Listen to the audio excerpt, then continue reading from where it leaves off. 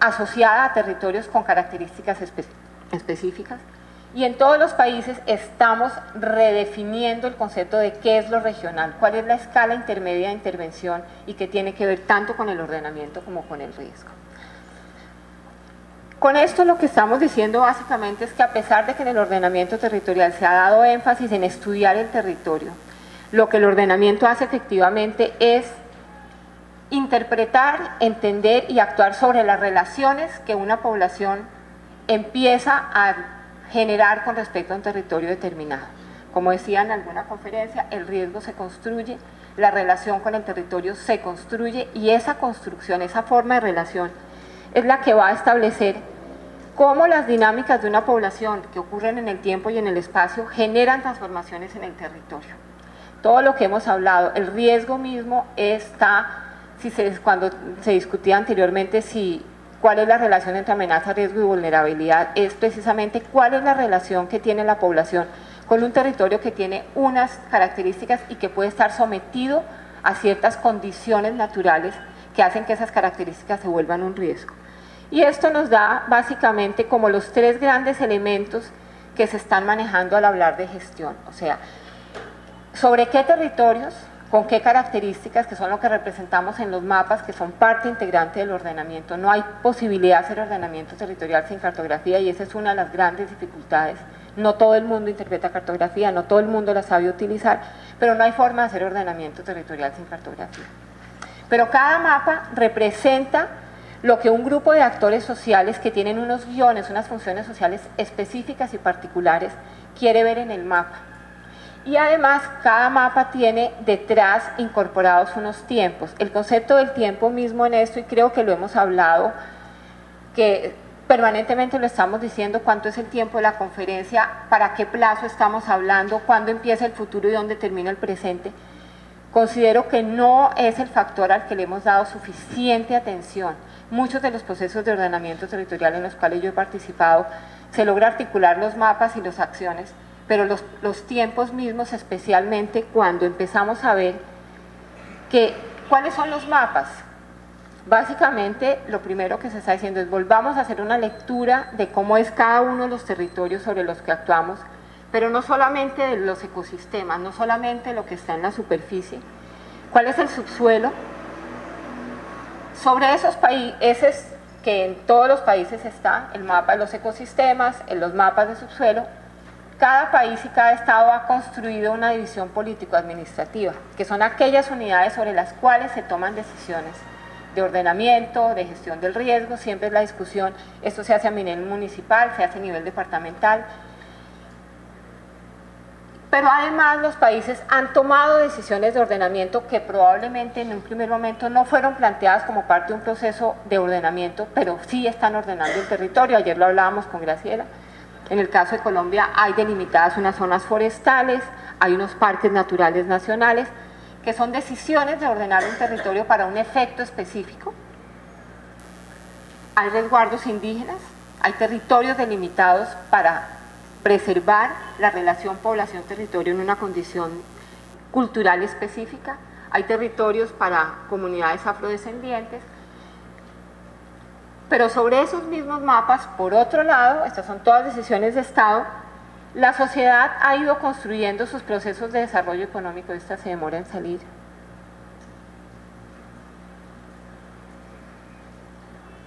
Ay, yo no sé qué le pasa.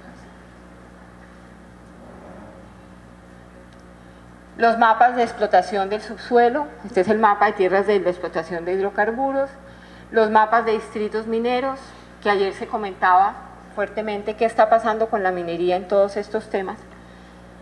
Como ustedes ven, cada mapa tiene su propia lógica, y el problema es que muchas veces la lógica de un mapa está vista exclusivamente desde el interés que tiene ese mapa y no ha hecho los cruces. Cuando uno entra a hacer ordenamiento territorial, tiene que empezar a hacer los cruces, y ahí empieza a identificar dónde se traslapan las decisiones, dónde se enfrentan. El mapa de vías, el mapa de interconexión eléctrica y finalmente la red de ciudades. Todos estos mapas son los mapas sobre los cuales se decide en el ordenamiento territorial, y son sobre todos estos mapas sobre los cuales se presentan las condiciones de amenaza, riesgo y vulnerabilidad. Pero la vulnerabilidad es a la sociedad en su conjunto y especialmente a la población, y parte de lo que yo he visto en estos procesos es que faltan en muchos casos las lecturas del territorio desde las preguntas básicas de la población. Primera, ¿cuánta es la población y cuánta va a ser en un territorio determinado esa población? ¿Cómo está creciendo esa población? Porque si somos coherentes con que lo que estamos organizando son las relaciones de la población con el territorio, tenemos que saber también más de la población. Hay muchísimos estudios sobre las características agrológicas, geológicas, geomorfológicas, biofísicas de los territorios, desde que empezó el ordenamiento, pero nos están faltando esto. ¿Cómo somos y cómo seremos? ¿Qué características tiene esa población? Y una de esas que es muy importante y que se ha visto crítica en procesos de ordenamiento y también en la gestión de riesgo es cómo está modificándose la estructura poblacional en los diferentes países. ¿Eso qué implica sobre los costos que tiene la sociedad para atender a través del ordenamiento diferentes tipos de población? Cada país tiene, esto es apenas una comparación entre un proceso que hicimos en Medellín, la revisión del plan de ordenamiento territorial de Medellín, y la pirámide, que ya no son pirámides. Me acuerdo que el doctor Gustavo Wilches, cuando vio la primera, la de mano derecha, me dijo que esa no era la pirámide poblacional, sino la Coca-Cola poblacional de Medellín. Ya seguimos manejando el concepto de pirámide, pero realmente lo que no vemos no son pirámides. Hay modificaciones sustanciales en cómo está compuesta y eso se refleja en el ordenamiento territorial. Y las preguntas críticas con las que de alguna manera estamos más familiarizados es esa población, ¿dónde se está ubicando? ¿Cómo está distribuida en el territorio?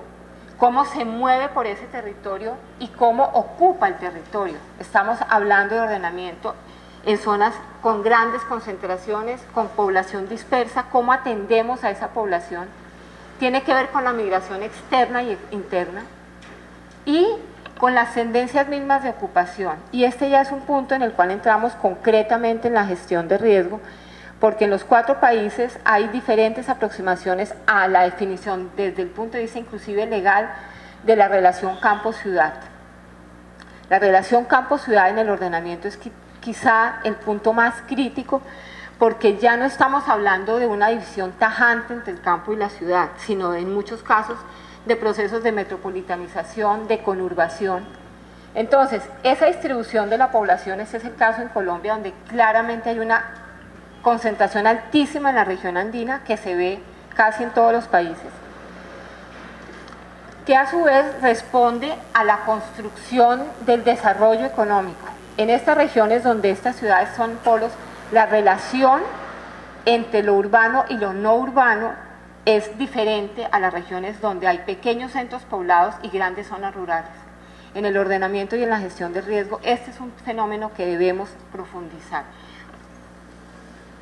La siguiente pregunta es, que tiene que ver cómo estamos usando el suelo. Esa población con esa cantidad, con esas características, en esa distribución, ¿qué está haciendo? ¿Qué tipo de actividades? Y aquí entran todos los temas que se hablaban ayer en la parte de la agricultura, en la parte cómo se está, qué tipo de usos del suelo, que es en ordenamiento, es digamos la parte más cercana y es por donde en muchos casos ha empezado el ordenamiento territorial, que es definir cuáles son los usos del suelo o cuáles deberían ser los usos del suelo. Sencillamente definir usos del suelo por tendencia o por vocación del suelo no responde todas las preguntas anteriores y probablemente no va a responder a las siguientes, que son las que en últimas son más, este es un caso típico, es toda esta población, con todo esto es agregado, ¿cómo está viviendo? Si realmente el ordenamiento y la gestión del riesgo lo que buscan es que la población viva mejor en su conjunto, no únicamente unos grupos poblacionales, ¿cuál es realmente la calidad de vida a la que le estamos apostando y qué tanto estamos llegando a generar esas condiciones de calidad de vida? Hay muchos indicadores, hay indicadores de necesidades básicas insatisfechas, indicadores de calidad de vida, pero además, ¿qué tanta equidad o inequidad? Ayer se hablaba del concepto de equilibrio. Hay, en el caso, por ejemplo, en México, el CONAPO, el Consejo Nacional de Población, está desarrollando un índice que se llama el